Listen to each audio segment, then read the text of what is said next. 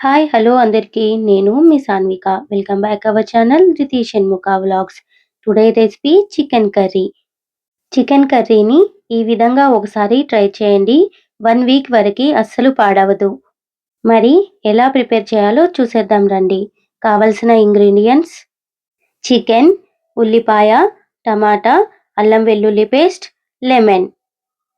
ముందుగా చికెన్‌ని మంచిగా వాష్ చేసుకొని తీసుకోండి. ఇందులో హాఫ్ టేబుల్ స్పూన్ పసుపు, 1 టేబుల్ స్పూన్ ఆయిల్ వేసుకోండి. ఇప్పుడు ఇందులోకి హాఫ్ చెక్క నిమ్మరసం కూడా యాడ్ చేసుకొని పసుపు, నిమ్మరసం చికెన్‌కి బాగా కలిసే విధంగా కలుపుకోండి. ఇది బాగా కలిసిన తర్వాత చికెన్‌ని తీసి పక్కన పెట్టేసుకోండి. ఇప్పుడు ఒక వెడల్పాటి కడాయిని కానీ, గిన్నెని కానీ తీసుకొని అందులో 3 టేబుల్ స్పూన్ల ఆయిల్ వేసి ఆయిల్ బాగా వేడెక్కిన తర్వాత అందులో లవంగాలు, దాల్చిన చెక్క వేసుకోండి. ఇవి కాస్త ఫ్రై అయిన తర్వాత మనం బరకగా పట్టుకున్న ఆనియన్ పేస్ట్‌ని కూడా ఇందులో యాడ్ చేసి ఆనియన్ పేస్ట్ పచ్చివాసన పోయి కలర్ చేంజ్ అయ్యే వరకి ఫ్రై చేసుకోండి. ఇందులో నేను మసాలా స్పైసెస్‌ని తక్కువగా యాడ్ చేశాను. మీరు తినే మోతాదును బట్టి మసాలా స్పైసెస్‌ని యాడ్ చేసుకోండి. ఇది కాస్త రంగు మారిన తర్వాత ఇందులోకి 1 టేబుల్ స్పూన్ అల్లం వెల్లుల్లి పేస్ట్, హాఫ్ టేబుల్ స్పూన్ పసుపును కూడా యాడ్ చేసి బాగా కలుపుకోండి.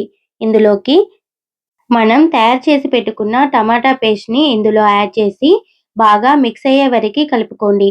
టమాటా పేస్ట్ పచ్చివాసన పోయే వరకి కాస్త ఫ్రై చేసుకోండి. టమాటా పేస్ట్ కాస్త పచ్చివాసన పోయిన తర్వాత ఇందులోకి 2 టేబుల్ స్పూన్ల కారంని యాడ్ చేసుకోండి. ఇక్కడ నేను 2 టేబుల్ స్పూన్ల కారంని యాడ్ చేస్తున్నాను. మీరు కాస్త కారం ఎక్కువగా తినేవాళ్ళు ఉంటే 3 టేబుల్ స్పూన్ల కారంని యాడ్ చేసుకోండి. మీరు ఇంకా ఎక్కువ స్పైసీగా తినాలి అనుకుంటే ఇందులోకి 1 టేబుల్ స్పూన్ ధనియా powder, 1 tablespoon garam masala కూడా యాడ్ చేసుకొని ఒకసారి బాగా కలిపి మూత పెట్టి మీడియం ఫ్లేమ్లో స్టవ్ని అడ్జస్ట్ చేసుకొని 2 మినిట్స్ ఉడికించుకోండి. 2 మినిట్స్ తర్వాత పేస్ట్ అనేది కాస్త గట్టిపడుతుంది. ఇప్పుడు ఒకసారి బాగా కలిపేసి ఇందులో మనం నిమ్మరసం కలిపి పెట్టిన చికెన్ని ఇందులోకి యాడ్ చేసుకోండి.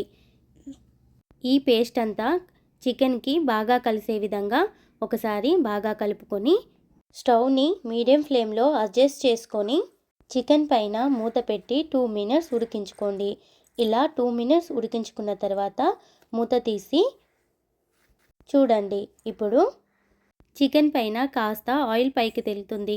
ఇలా ఆయిల్ పైకి తేలింది అంటే మనకు చికెన్ 50% కుక్ అయ్యింది అని అర్థం. ఇప్పుడు దీంట్లో రుచికి సరిపడా సాల్ట్‌ని కూడా యాడ్ చేసి మరొకసారి బాగా కలిపి మూత పెట్టి 2 మినిట్స్ ఉడికించుకోండి. ఇప్పుడు ఇలా 2 మినిట్స్ ఉడికించుకున్న తర్వాత చికెన్ పైన ఆయిల్ పైకి తేలుతుంది.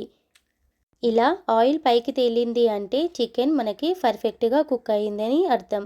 ఇప్పుడు దీనిపైన కాస్త కొత్తిమీరని చల్లి దించేసుకొని వేడివేడిగా సర్వ్ చేసుకుంటే ఎంతో టేస్టీ అయిన చికెన్ కర్రీ రెడీ.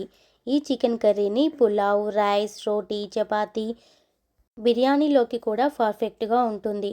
ఈ చికెన్ కర్రీని మీరు కూడా ఒకసారి ట్రై చేయండి. మీకు ఎలా కుదిరిందో కామెంట్ బాక్స్‌లో కామెంట్ చేయండి. Thank you for watching.